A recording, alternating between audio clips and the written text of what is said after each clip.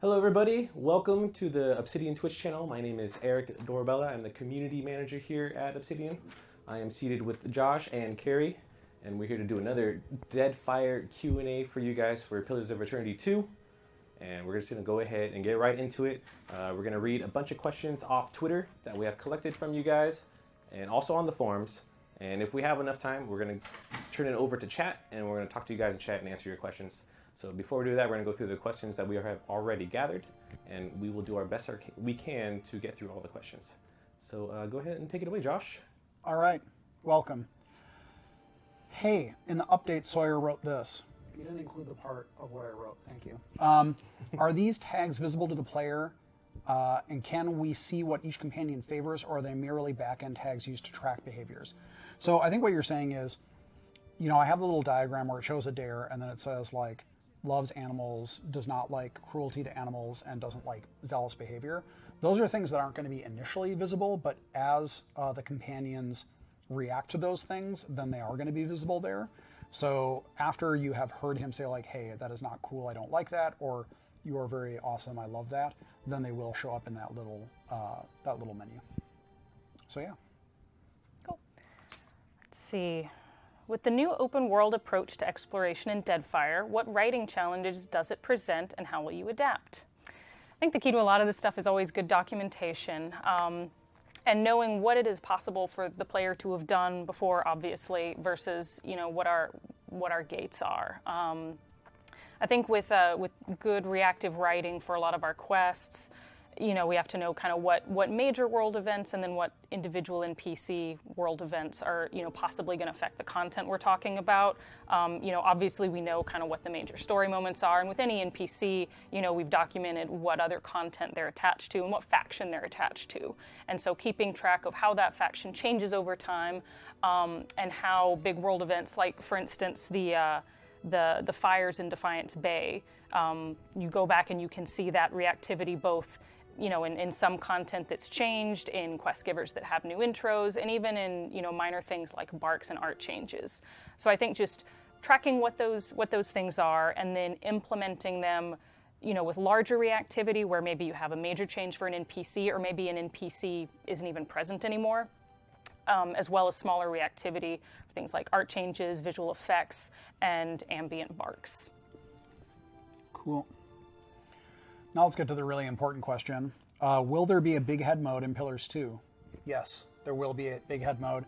Also, I will say, I'm not going to promise this, but Robbie Autodero accidentally created big everything mode where like grimoires were huge and weapons were huge and everyone was the same size. So I like that bug. I don't know if it'll actually be turned into an option to turn on because it's probably incredibly buggy, but I enjoyed it anyway. Will we be able to play the same Paladin order as in Pillars 1?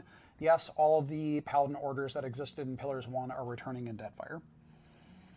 Are you going to release additional content describing lore and the world in Deadfire? Pillars had far too little. We are going to be releasing another guidebook. At the very least, we're going to be doing that. In the course of developing the pen and paper rules, I think we're going to be developing some lore for that as well. I don't know if it's going to suddenly blow your socks off, but like we're definitely going to be putting more lore in that stuff as well. Will the druidic spell repertoire reflect the change in scenery, water, etc.? The druid spell list has changed quite a bit. I don't know if it so much reflects the environment any more or less, but it is certainly changing. And will Andra play a larger role in Deadfire? I think it's safe to say all the gods will play a larger role in Deadfire. Yes, and one of the things that Andra says to you in the White March is she does talk about her little minions and creatures, so that's relevant. What has inspired you when working on Deadfire? Movies, books, anything? Gosh, I try to draw from a lot of sources. I think as far as books go, there are a few books I've read pretty recently that I love that just treat the fantastical elements in a very practical manner. There's The Craft Sequence by Max Gladstone, China Mieville's Baslog Trilogy, City of Stairs by Robert Jackson Bennett, and all of these have these really enormous fantastical concepts. Some of them are about the intrigues of the gods. Some of them are just about how societies use magic. It's basically the practice of law in the craft sequence.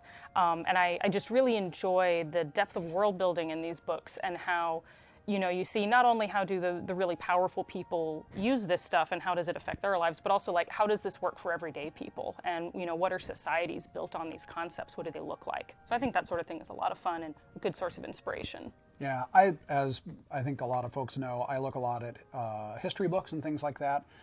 David Cordingley's Under the Black Flag, which talks a lot about pirates, has been of interest to me for quite a long time. So I've been looking at that. Other sort of like things that deal with cross-cultural contacts, especially in colonial era of Europe coming to South and Central America, also Polynesia. All those sort of topics I think are very interesting to me, because I like looking at the ways in which we have responded during cross-cultural contacts. Not that it will always be the same in a fantasy setting, but at least it gives us some sort of a basis for comparison. From a narrative standpoint, how much resonance will the choices we made in Pillars 1 have on Deadfire's events, especially the returning companions' arcs? Will they influence or trigger certain quest resolutions, specific interactions in the world, NPCs, etc., or will they impart the involved character's personal arc only? They'll definitely affect personal arcs. Deadfire is taking place in a different region of the world from Pillars 1, so the changes that happened in the Deerwood, you would see those more in the Deerwood, for instance. You're not going to see the Deerwood. You're not going to see the Valian Republics. But we do want to show some reactivity to the bigger choices you've made in the places where it's going to be relevant. So this will definitely affect companion arcs. It'll affect the outlooks they begin with. It may, in some cases, even affect sort of where and how you can encounter them. So, Carrie, care to share the names of the Deadfire companions you'll be writing? I will definitely be writing Aloth. As far as any others, that in part depends on whether or not we get our 8th companion. So yeah, we'll see. Could you release a make-your-own portrait kit with info about custom portraits, styles, sizes, and examples? Well, one thing is that we're keeping the format of those portraits exactly the same as Pillars 1, the dimensions of which, I'm sorry, not the dimensions, but the proportions of which are identical to the Infinity Engine games. So if you use custom portraits in Pillars 1, you should be able to use them in Pillars 2. The other thing I would say is at some point we're going to allow people to sort of take a look at the game, and they'll be able to go through all of the different hairstyles and facial hairstyles and things like that. So when we're getting closer to release, people will probably be able to understand all the visual options available to them a little bit better. Second, will Aloth's model have long hair like his portrait? Will the Watcher have hairstyles with long hair? I believe that Aloth's current model that Dimitri has worked on does have long hair. I don't know if that's his final hair, but it's fairly close to his portrait. I also know that his face is going to be reworked, a little bit. As far as the Watcher having hairstyles with long hair, part of that depends on if we get our partial hair solution for wearing helmets and things like that. I know a lot of people have requested like if you put on a half helm and suddenly you look like you have a shaved head, we would like to be able to not have that happen. And that kind of depends on our solution for that, doing a partial hair clipping solution. So it is possible. We just have to see if technology and artist time allows it. All right, Aristotle Osmus, a million questions. Is unrequited love a potential part of companion relationships, or is love always reciprocated? Part of trying to do these more organic, natural relationships is, that we do want to leave this open to whatever's gonna feel right to the interaction. So it's certainly possible to have unrequited love. I mean, just like in real life, not every relationship is going to be smooth. Not every relationship is going to be symmetrical, and we want to reflect that. How are companion classes being handled narratively if you multi-class? For example, you make Aloth a wizard, 1 barbarian, 19. Is dialogue tailored around a pure wizard anyway? I think it's less that it's tailored around him being a pure wizard and more around him being Aloth.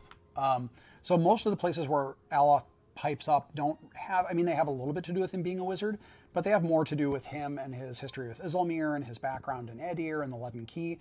So Yeah, what you multi-class into is not really a focus. It's important that they have their base class so it doesn't feel like they're completely disconnected from the character concept, but the multi-classing thing is there for player flexibility.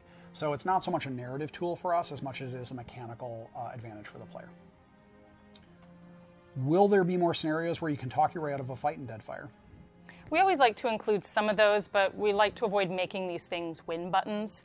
So, we want to have some instances where maybe it's some aspect of your background or your race or your role playing that helps you get out of a situation. Some where a really relevant skill set helps you get out of a situation.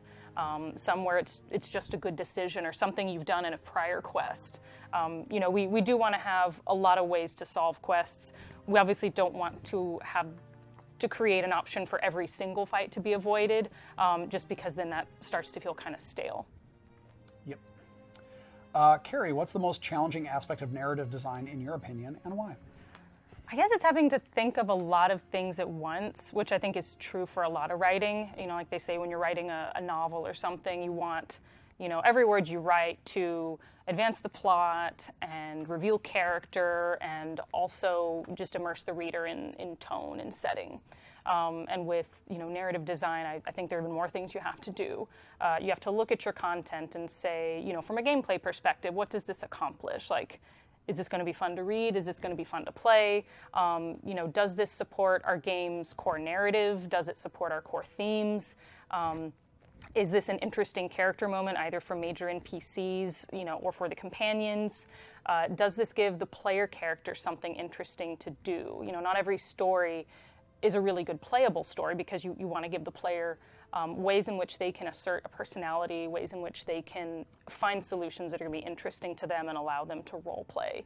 And I think just keeping, all of these things in mind, along with all of the lore you amass around your setting and your plot and your factions, kind of keeping all that in mind and making sure that you're doing a lot of heavy lifting with any piece of dialogue you write or anything narrative you put into the game is important and difficult. Is there a lore-friendly reason for the statue to be fully repaired when Aethys takes it over? Yes. What are your plans regarding handling leveling with a 20-level cap in a game about the size of Pillars? Well, you can still re-level your characters as you could in Pillars 1. Our level up interface has been completely redesigned, and I think what people will find, actually I'm pretty confident people will find, is that it's a much friendlier sort of experience because you can actually see the progression of all the abilities. So it makes planning your characters a lot easier. It will make re-leveling a lot easier. Overall, I don't think it's going to be any more or less complicated. It should take about as much time, but I think it'll just be easier to sort of, make that trajectory forward from level 1. So I don't think a lot of players will wind up at level 20 saying, oh, time to respec my entire character. Those people are probably the ones that are trying to do things like the ultimate, in which case I think it's okay if they take a little bit of time to do that because they kind of know exactly what they're doing. So I think for most players, re-leveling is not going to be a big concern, and I think it will be easier to sort of understand because of the new interface that we have. Carrie, will Maya Rua have something to say if you killed Kana in Pillars 1? Well, she won't actually know you killed Kana, but I'm sure she'll have something to say about her dear brother not coming back home. Yes. You jerk.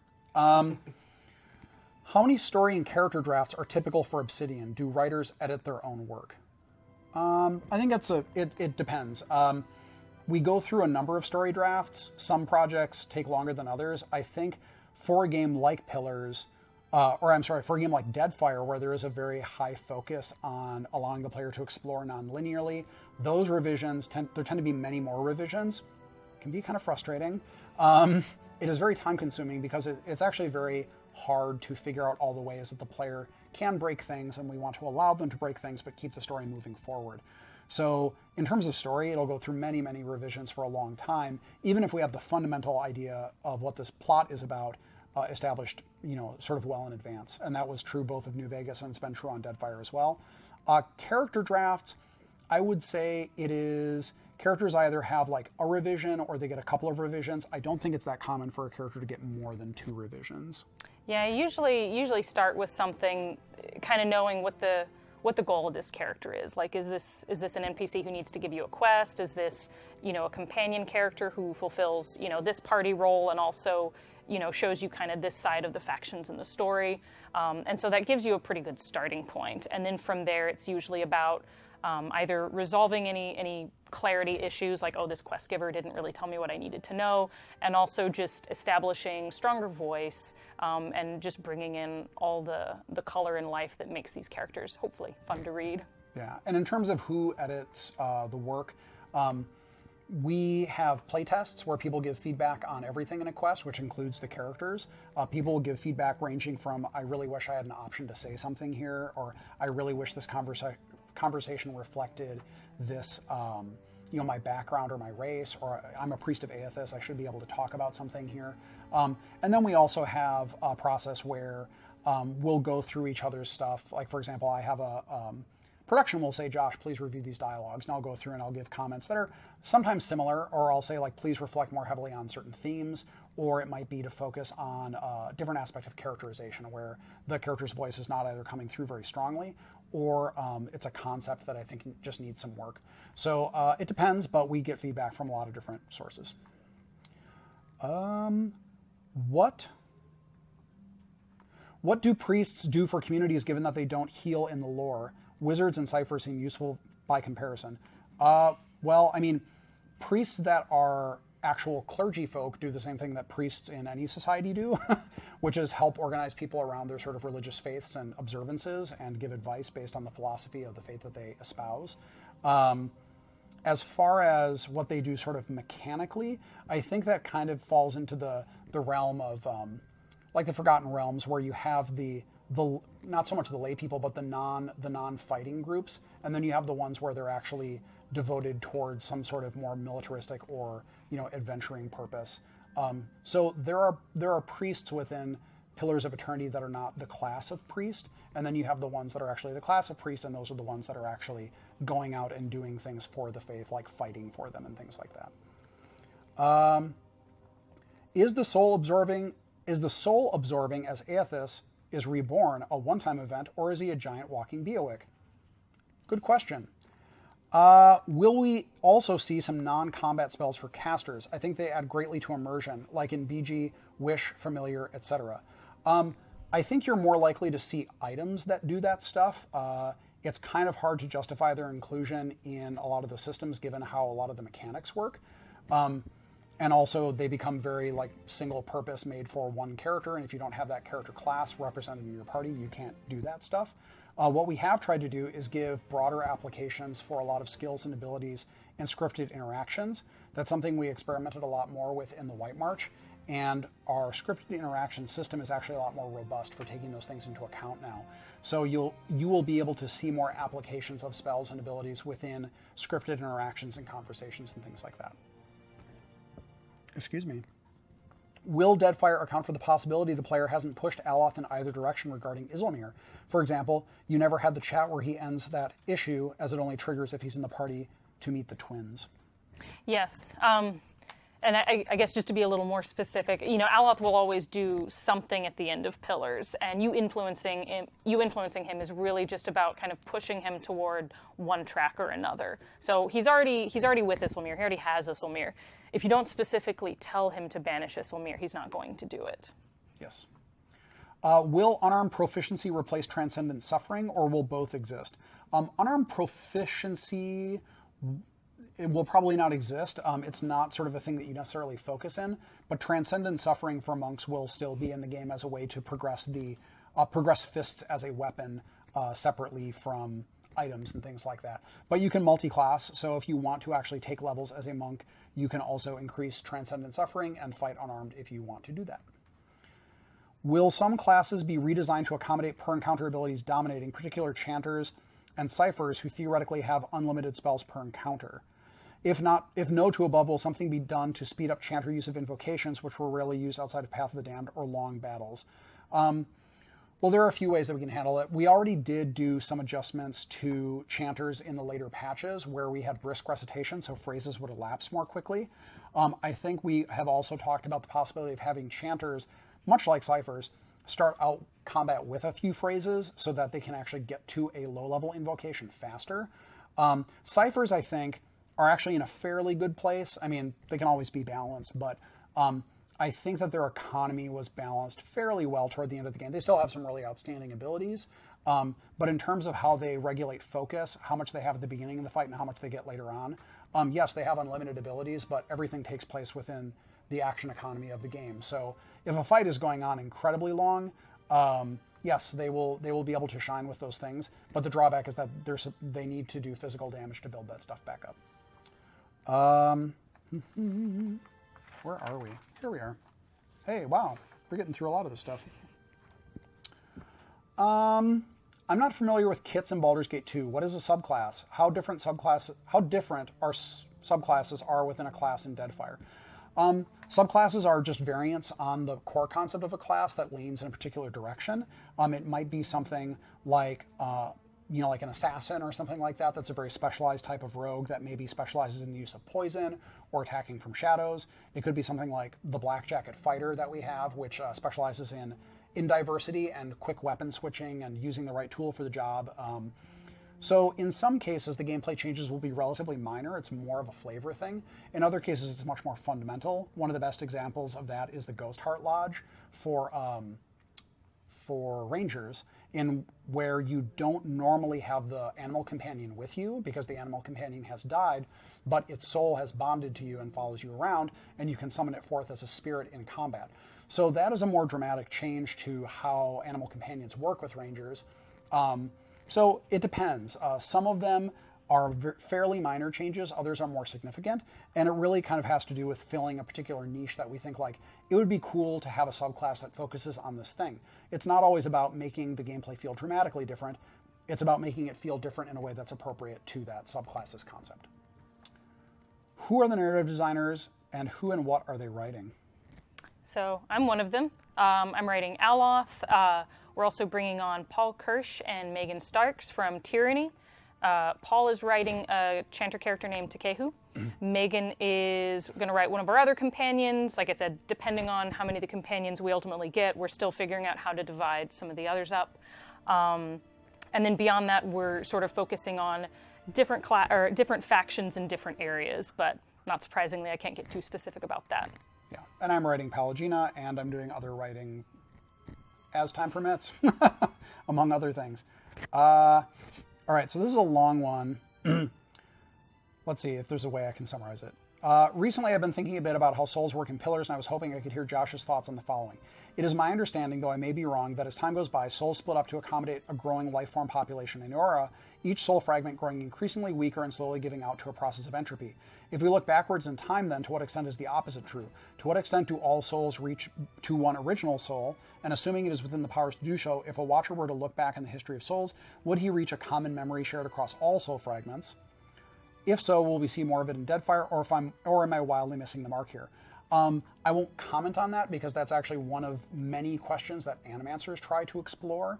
So it is unknown knowledge to the people of Aora how that stuff all works. It is stuff that we have talked about and planned out internally, but it's one of those things that it's why animancy exists, is to try to figure out like, how does a soul change over time? Do souls grow? Do they multiply? How does all that stuff work? So those are all very good questions, and they're things that we're definitely going to explore in Pillars, in Deadfire, but I won't answer them to you. I must know, what will the priest wizard multiclass be? The mistake, the I told you so? Well, right now I'm going with Mystic Thaumaturge, which is hilarious because it's just ripping off a concept from D&D, but we might change that to something else later. Will we see improvements in the bestiary? Can we read a book about a certain type of beast and fill the pages of the bestiary before we kill lots of them? We've already made certain changes to the bestiary. They're organized much better now. Also, the XP pools for those dudes are split out a little more easily. We don't currently have anything like a book that you can read to sort of fill that stuff out in advance. But we're trying to make it easier to organize and find the information that you want, rather than it being just kind of this extraneous thing that you don't get a whole lot out of.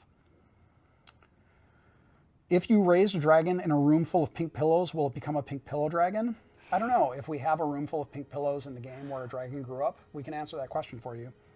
And by the way, that question is referring to the fact that dragons, when they when they move from becoming drakes to full adult dragons, they take on the form of their surrounding, or a form that kind of resembles and fits their surroundings. So that's why the otter dragon who is munching on the statue's feet is an otter dragon. How do you plan to integrate the new companion relationship stretch goal within the disposition system? Well, I mean, I think your role playing and your disposition are all going to be part of what affect how a companion feels about you. Like there are some companions that are very straightforward and won't really enjoy, a lot of cleverness or a lot of shadiness. And then there, are some companions that are, a little more lighthearted, a little more easygoing, and will react negatively to someone who's, always very aggressive or very stoic. And so I think and part of our building those relationships is saying, what kind of person are you and what kind of people are these companions and what sorts of relationships would come out of that, rather than saying like, here's a thing you do and here's the stuff you give them, and then that leads to a relationship of some kind. So it will factor in. It will factor in. I do think that the more important stuff is usually going to be the specific, like, I hate to say esoteric, but like kindness to animals or cruelty to animals is a very specific type of thing, or zealotry is a very specific type of thing that the disposition system doesn't track, because the disposition system tracks larger things. That being said, companions will still react to those larger choices if it makes sense for them to do so, but in many cases the more impactful things are when you do something that directly relates to them as a specific character, not as sort of like a general attitude or behavior. It's more specific. I guess that's the best way to look at it, is the things that are specific to companions are usually more specific types of behavior than dispositions, but dispositions can also factor into it. How are we doing on time? Oh, pretty good. The more depth is given to the companions, the more obvious is the gap to the less developed NPCs. Do you plan to also improve personalities of non-party NPCs? Well, I mean, we always try to make the characters that you're talking to have very rich and cool personalities, and that's one of the processes for. So someone asked previously about the editing pass. A lot of times it's to go back to the character and find a stronger voice for that character and make sure that they're talking about things that they really sort of care about and feel relevant to that character. We're also looking at those characters for ways that the player can sort of play with them, where they feel like they have the opportunity to be clever with them. And it's not enough to just say a clever line. You have to see how the NPC reacts to that. So I think our goal is not to write deep companions at the, sort of to sacrifice the NPCs and have a bunch of bland NPCs in the world. We want to have both of those things be very strong. Can you tell us about any favorite non-party NPC you are writing or designing? I got to write a crime lord. That was pretty fun. Yeah, he's actually a really cool character. I don't know if we can talk about him, but yeah, he's a really cool character. So I guess, we can't talk about it at all. Yay! Except he's a crime lord and Carrie read him. I think that's actually, we got through all the asked questions. All right, guys, that's all the questions we have from Twitter and from the forums. So we're going to go ahead and enter the chat, and you guys can ask your questions to Josh and Carrie. We're going to go into slow mode so you guys don't spam the channel too much, so we can keep up with you guys as much as possible. And we'll just go ahead and get started with that. So ask away. Can you scroll up a little bit? Question, in regards to concerns about too much relationship transparency, is it just the easily avoidable, I hope, special quest section in the UI that keeps track of the development of each relationship, or are you planning on communicating the current status, progress, as well as displaying any notification? For example, in the case of a shift in attitude toward the PC and other companion, anywhere else in the UI and HUD, and if that's the case, can it be turned off? So we're never showing you numbers on any of this stuff. We have a section of the UI that shows the general tendency, like they don't like you, they do like you. But that is an aggregation of things that you're already seeing in the game when you say something and the companion either outwardly says, like, they interject and say, please don't do that, I hate that, or that was really cool, I'm glad you did that. Or if it's just an aside thing where they it says like, he didn't like that. So we're not going to like make a big deal out of it when you hit a certain threshold unless it's triggering a conversation. But it's important for us to track that stuff somewhere, because just like quests, just like any other quest, you can come back to a character or a game after a long time period, and if you don't actually remember any of that stuff, you're going to go like, why the hell did that guy just do that? But the interface is there as a sort of a record, so like, oh yeah, I've done a few things and he's kind of irritated with me now. But like I said, it's pretty much always reflecting things that you're seeing in the conversations anyway. So I don't think it would actually benefit anyone to obfuscate it more than that, because either you're going to forget about what has happened, or you're just not going to notice that anything is happening at all, in which case, well, then you don't have a chance to react to it. I mean, whenever you're making choices, the idea is that there's going to be some intended consequences and some unintended consequences.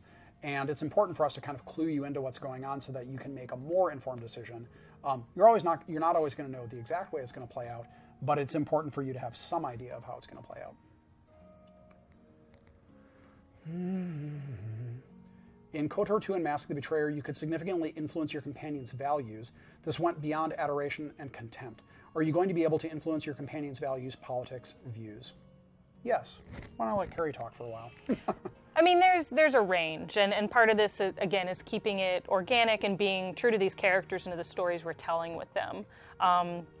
There's a certain range of opinions, range of expression, I guess sort of spectrum that any given companion can be on. And that's not going to include everything. So, you're not necessarily going to turn your goody two-shoes companion into, totally evil or anything. But you may be able to tweak kind of how they see the world, or what they see as the best way to solve their problems.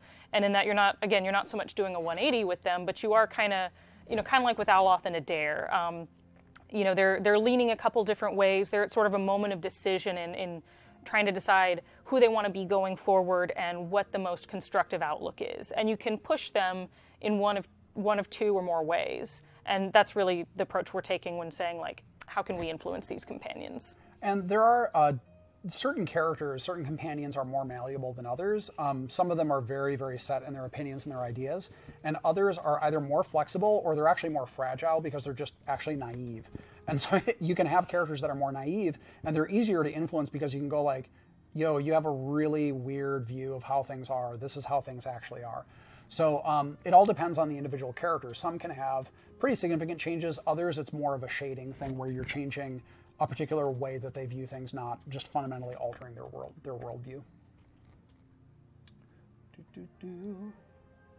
Question: will we be able to finally pre-buff ourselves before a fight with spells? Nope.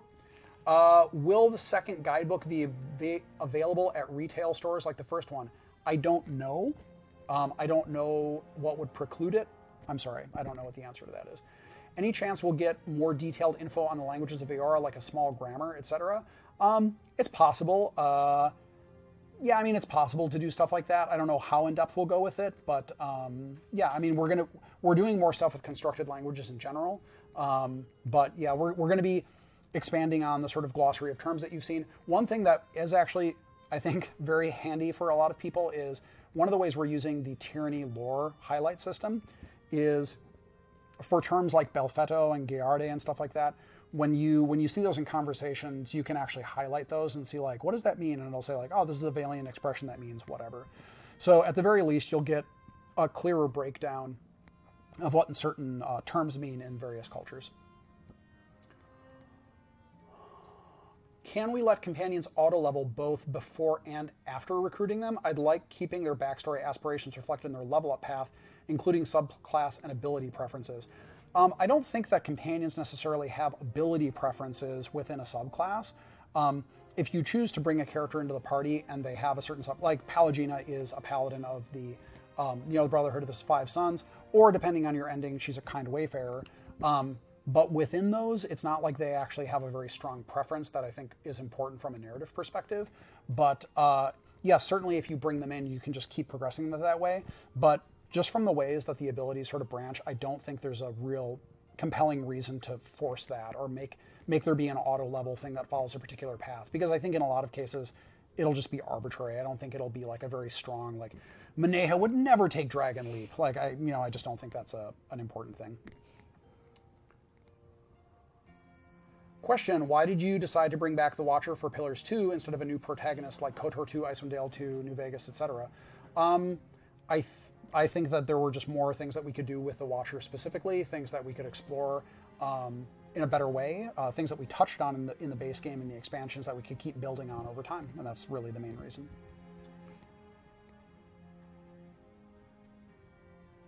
Will there be changes made to the enchanting system, or will it largely stay the same as in Pillars 1? I'll try to answer this quickly because I've answered it a few times. It's changing a little bit. Weapons, you can't just change them kind of however you want, and there's not a generic set of enchantments. You can enchant things within a certain range, and you can enchant things in a way that sort of expands what they do rather than changing them fundamentally. So instead of being able to put a flaming lash on any weapon you find, if you find a flaming sword, that's the flaming sword. And you can change that flame to be like a flaming burst or a flaming chain or something like that, but it's still ultimately based around that. Or if you find a weapon that is a bane versus dragons, you can make that a weapon that is of slaying dragons, but it's fundamentally kind of what it is. So I think that will make the weapons feel a little more unique and the enchantment system feel less like it's kind of wrecking the economy of the unique items.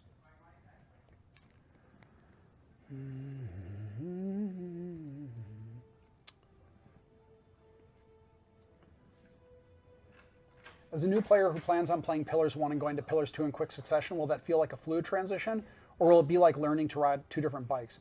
I mean, our mechanics are changing a little bit, so there will be a little bit of adjustment there, but overall, I think it'll be pretty smooth. A lot of mechanical questions.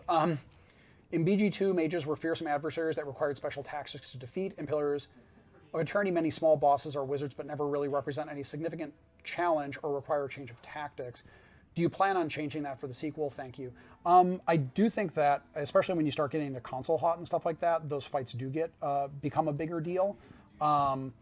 We're redoing a lot of the spells and spellcasting mechanics, but we're not going to go to the sort of rock, paper, scissors thing where you have to have this one spell to get rid of the one other thing that you're facing, because that really narrows down your potential party build options to a very small list of things. Are there going to be heavier option settings, such as an option to switch skills to per encounter, adjusting max party size, adjusting XP curve under the new expert mode menu included with Pillars 2? No, all of that stuff is like way outside the bounds. That's not even a simple change. Like something like max party size is a very big change.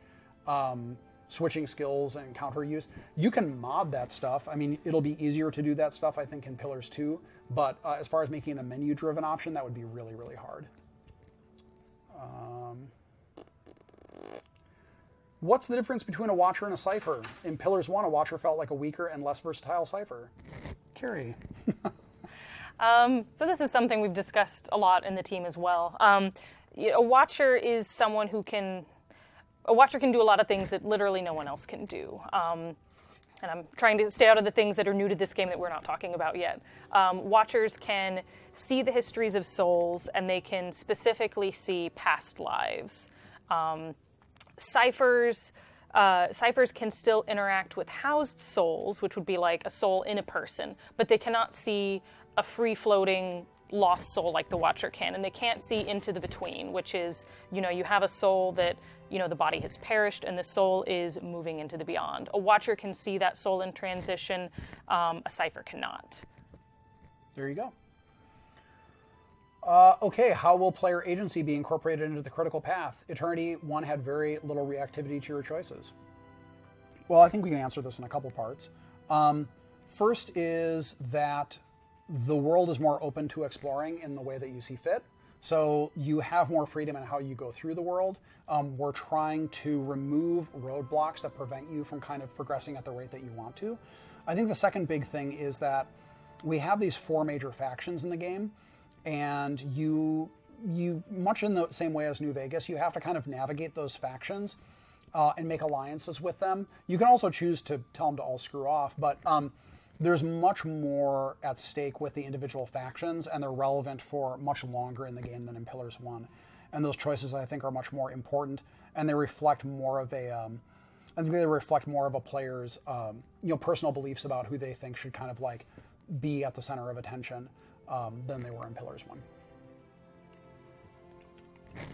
Would you like to elaborate on that at all? Or do you think that pretty much got it? I think that probably covers it. The factions are what I was thinking of. Yeah. The main thing. In regard to the pen and paper, how much of that will be focused on lore versus just core rules? Will there be an easily accessed index for in-lore game? Or will building that world for the sake of tabletop be on the players? Also, is there any chance we will see Durance again? Well, at least for the initial thing that we're doing, it's I think only like a 30-page? It's a relatively compressed thing, so the focus will be mostly on rules and mechanics. If people really like it, then we can, talk about maybe expanding that into a full-fledged crazy thing.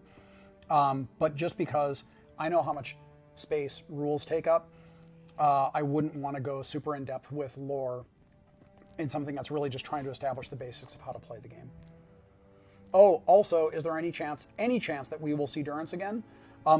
It depends on the circumstances of the game and how you ended with Durance. There are a lot of ways that Durance can end that are not good for him, but there's always a possibility.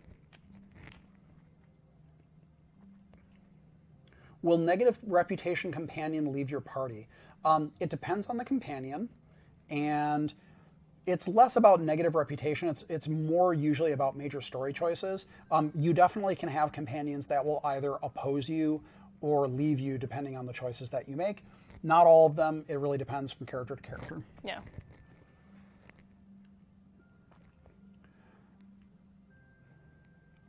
Does the tag system pose a threat to the organic feel of the interaction with a party member? When working on the deeper relationships, what steps are you taking to avoid the player feeling like he is filling out questions in a quiz, prevent writing dialogues from turning into a process of address this or that tag for this NPC's personality? So something to clarify is that, and I tried to do this in the update, that this system does not take the place of a narrative designer writing compelling dialogues and confrontation moments. It's mostly supposed to be catching a lot of the side things where it would be not good for the pacing of a conversation to have a companion jumping in every time that someone says something that they care about or are angry about. So in those cases, it seems weird if the companion doesn't react at all, but it would also be incredibly disruptive if every single time someone said something that someone cared about, they just launched into a full thing. And also we would expect that to go somewhere. So it's not, like you said, it's not about like checking off a list of things. It's about writing these organic conversations. But for example, if you have a conversation with someone where you mention something in passing about Aethys and how you think Aethys is a cool dude and you don't care that he's stomping all around the Deadfire, and actually he has some really cool things that he's done, it may not make sense in the context of that conversation for Adair to jump into that conversation, but it does make sense for Adair to note that you've done that. And so that's what this, and it's not about putting that thing in for him. It's about saying, you did this, make sure that the companion reflects that thing. Because behind the scenes, like all we're doing is tracking variables one way or another. Either it's tracking each individual one or in an abstracted system. The abstracted system helps us catch all these edge cases. And I think some of this also comes back to choosing companions and bringing them into the story in such a way that they are more tightly integrated into this narrative and into the region. And I think that will provide a lot of organic opportunities for these subjects and conflicts to come up, and for the player to weigh in, and for everybody to kind of hash these things out in an interesting way. Question: will returning companions begin with existing dispositions toward the Watcher? Yeah, I think it's less about dispositions in the capital D sense and more about the returning companions will reflect their ending states in Pillars 1. Will there be major story branching like in The Witcher 2, or are there mostly minor differences between different playthroughs? I think the most accurate comparison would be to something like Fallout New Vegas because of the way that the factions open up and they kind of interplay with each other. Question: which do you prefer, working on an already established lore, characters, etc., and refining them further, or working on something completely new? I always prefer working on IP that is ours. But I think there are advantages to working on someone you've already established if you're showing how they grow and change. I think that's like a cool thing to do. But it's always cool to come up with new character ideas and explore new vibes for a character, new themes, and things like that. Will we be able to raise the Orlin baby as our own? You'll find out. There are consequences to taking that Orlin baby with you. And not just Adair naming it. Yes. Question: if you multi-class to a spellcaster class at a very late stage in the game, will you retroactively receive a whole bunch of spells? In general, what do you get retroactively in multiclassing and what don't you? No, you won't retroactively receive a whole bunch of spells because you haven't been picking spells throughout the entire course of that character's existence. What you will be able to do is pick 1 or 2 spells that are as powerful as is appropriate for the character who has multi-classed at a very late stage. Meaning, you're not level 1, you're like, I think, level 4 or something like that. So you'll have a couple of abilities, 1 or 2, depending on when you picked it. So what you really get from multi-classing at a later stage is you have those accumulated points that contribute towards power. But you don't just get to go back and take a bunch of new stuff. You're still just picking a few things per level. So you're splitting those between those characters.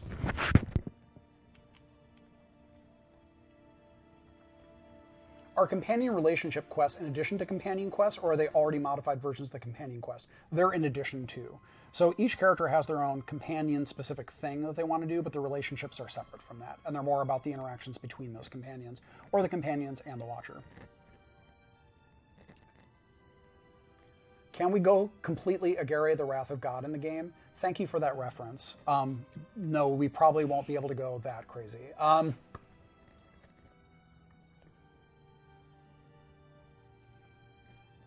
Will the Paladin Orders and Priest Gods have any inherent mechanical differences like Black Jacket and other subclasses? Yes, they will. The scope of those depends on the depth of those depends on sort of the scope of the overall breadth of them. So, we have quite a few Paladin Orders, we have quite a few Priests. They will be mechanically different, as they were in Pillars 1. The extent to how different they are will kind of be based on how much time we have to devote to each one of them. I can say with Priests, instead of getting their big dump of spells now, they get some spells based off of the god that they pick, and there are certain spells that they can't access. So that's a very significant change from Pillars 1. By the way, I should apologize. I'm sucking on a Ricola because my throat is sore. So if you're playing a Priest of Aethys, there are certain spells that aren't going to be available to you. If you're playing a Priest of Magran, there are going to be spells that aren't available to you, but you have other cool bonus things on top of that. So I think they will feel mechanically different. Will they feel as mechanically different as a Ghost Lodge, Ranger? Maybe not. But, again, it's not so much about making sure that every single subclass plays radically different as much as it feels like it's appropriate for the type of character that you're playing. I want to know more about the Ingwithans. Will we learn more about them? Will there be more ruins that we can learn their history? Will we learn more about the gods and the politics and the way they act towards each other? You will learn many things.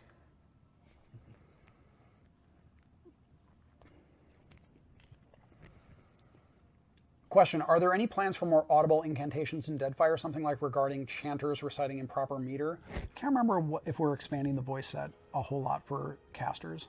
I don't think most of our voice set expansions so far have been for like character arc and story reactive additions, which has not included spells, incantations, and that sort of thing at this point. We saw the weighting and the sand graphics. Will there be many of this kind of environmental animation variations on characters? I wouldn't say many, but we have a lot more animations in the game for ambient behaviors and things like that. The weighting is for all the Kith races. Other characters will be slowed down in them, unless they're flying, in which case they're just going to fly right over it. But overall, we have many more ambient sort of animations and idols and things like that in the game, in part to make the world feel more alive, so you don't just see people sort of standing around doing nothing all the time.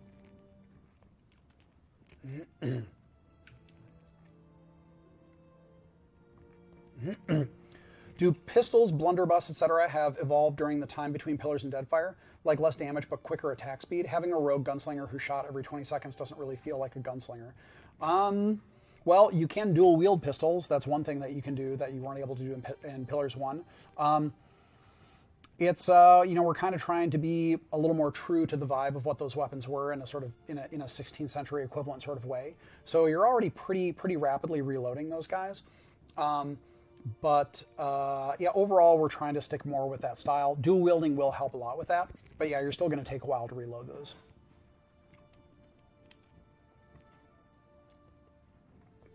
Question, the Bleak Oath is probably my favorite quest in Pillars.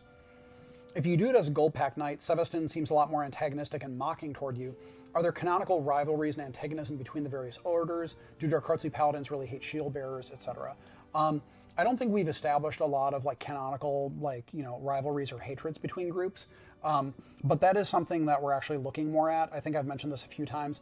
In Pillars 1, we tried to have this very broad spread of reactivity, make sure that there are X number of reactions for every race or every class or whatever. And I think we're looking more heavily on Deadfire at saying, this really seems like a place where a wizard should be able to say something, or this really seems like a place where a paladin, Bleakwalker should be able to say a very specific thing. So we're trying to make, and that was actually one of those quests where we said, you know what, you're going on this quest after a Bleakwalker, we really should allow the Paladin orders to say cool things because you're all Paladins and you're all crazy fanatics. So we're looking for more opportunities like that in Deadfire.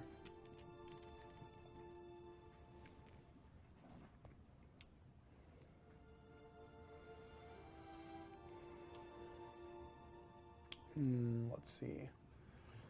Yeah.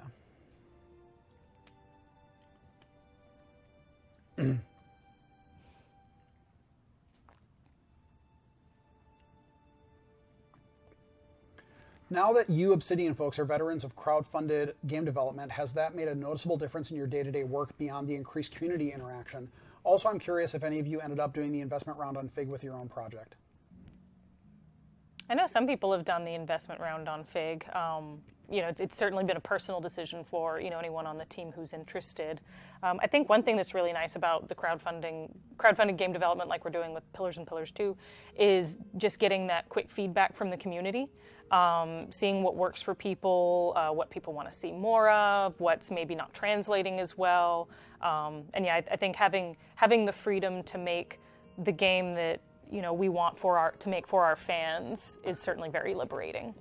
Yeah, and I think it's, you know, it really is different when you're working for a publisher because there's this kind of like second guessing that's going on. Like, what do people really want or what does the market want? Working on a crowdfunding game, especially with a relatively small team, does allow us to see feedback directly from people a lot more easily. And yeah, other than sort of keeping abreast of what people are talking about on forums and in chats and things like that, it really just allows us to focus more on the end user, you know, the player experience as opposed to kind of something more abstract or market driven.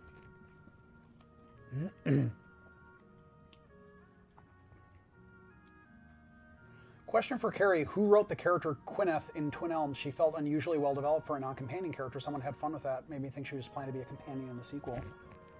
This is terrible. I'm trying to remember which character that was. I did certain characters in Twin Elms, and that was not one of them.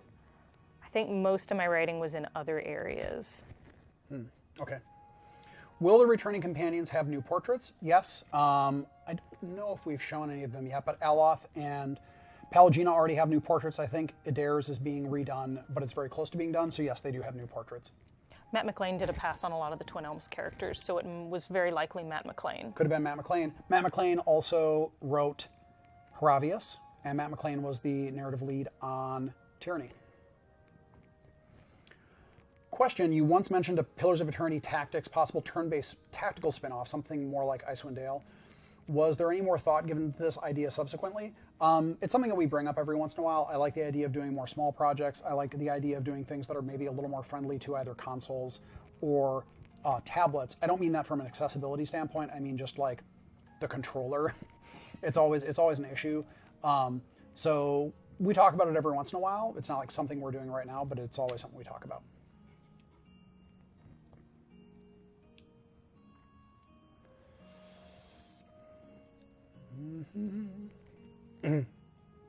Which faction is responsible of technology, guns, blunderbuss, etc.? Have gun technology evolved from Pillars to Deadfire? Well, there are a few different groups that have, I think, done firearm things. I think the two groups that we talk about most often are the Rowathians and the Valians. Although I believe that when Kana and Pallegina talk about it, she admits, maybe grudgingly, that that the Rowathians actually are the biggest gun masters around. So a lot of that is driven by the Rowathians.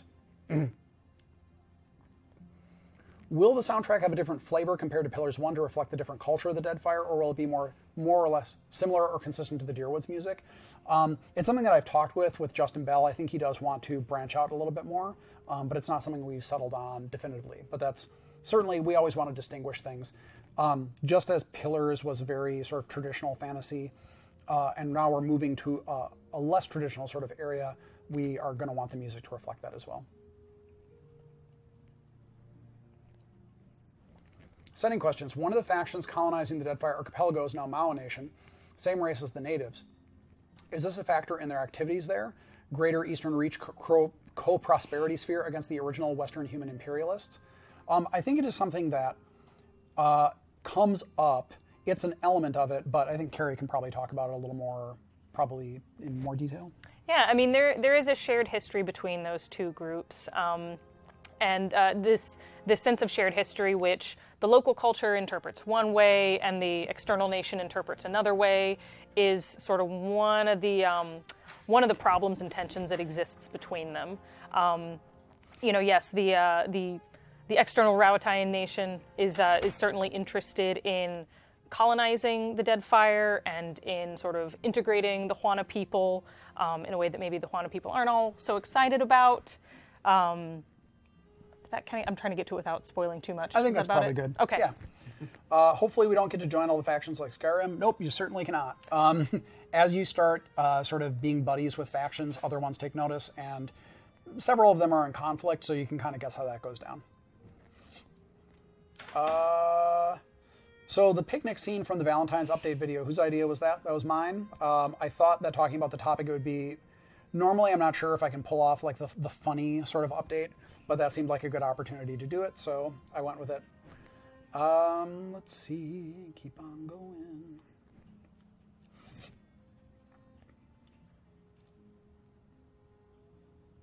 I'm not seeing many questions.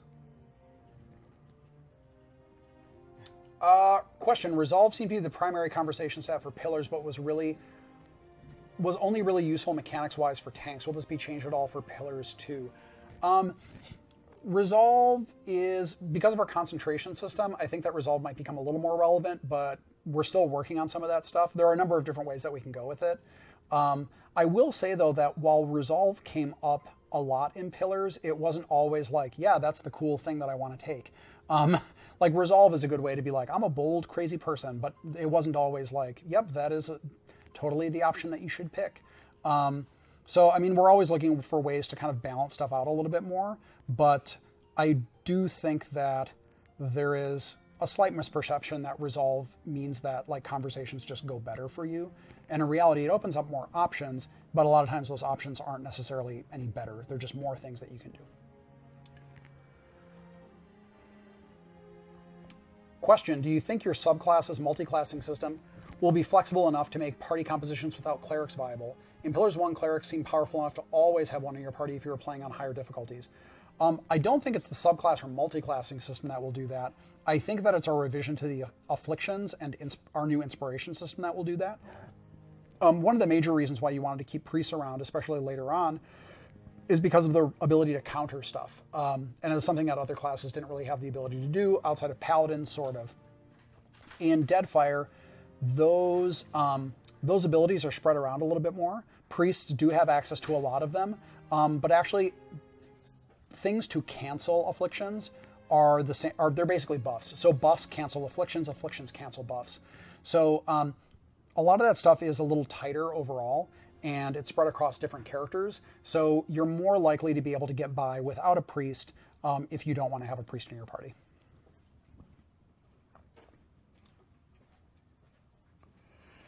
Question, if you got a bad end with a companion at the end of the first game, even if they made it all the way end, will they still be content for you in Deadfire, such as encountering a family member of doing a quest to discover their ultimate fate? We have said that there may be additional sort of knock-on effects from, like not every companion obviously is returning, but there may be cases where you either hear word of a companion or a relative of a companion, or you might encounter a companion not in the role of a companion, but just as an NPC. So that's always a possibility. It just depends on how appropriate it is given in some endings, it doesn't make any sense. So you wouldn't see reactivity there. But if it feels appropriate, then we can do that.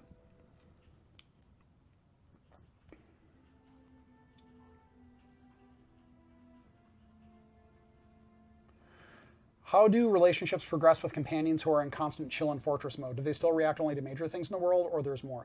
If they're not there to hear or see the things that you're doing, they're not really aware of them. So unless there's some like really major story event that would set them off. So if you have companions that are just sitting on their own, not in the party, and you say a bunch of crazy racist stuff and they hate racism, they weren't around to hear that. And so that's actually one of the things where it's like, we can track that stuff more easily using this system. Just to say like, yep, all these little teeny things that character wasn't even around for, so there would be no reason for them to sort of go off about it. Question for Carrie: what is the best way of ending Alof's personal quest, in your opinion? Having him harmonize with Isilmir or convincing him to banish her?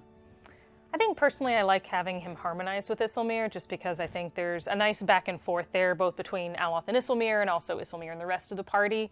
But honestly, with Aloth, I wanted to write endings both for that quest and also for his, in-slide, what happens after the game, where it wouldn't feel like there was a right one and a wrong one, where it just felt like these were two different paths that had totally been validated by his experiences with the Watcher in the game so far.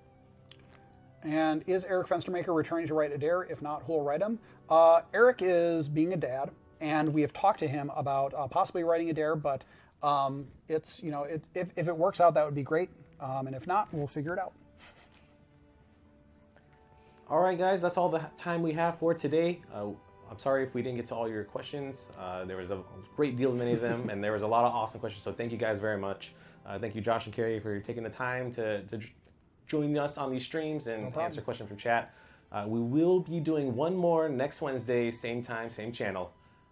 So if you didn't have your questions answered today, just hold on to them until we open up Twitter again. So tweet us at World of Eternity using the hashtag Deadfire next week, and we'll hopefully try to get all your questions addressed then. So thank you guys very much for joining us. Thank you, Josh and Carrie, and hope you guys have a good rest of the evening.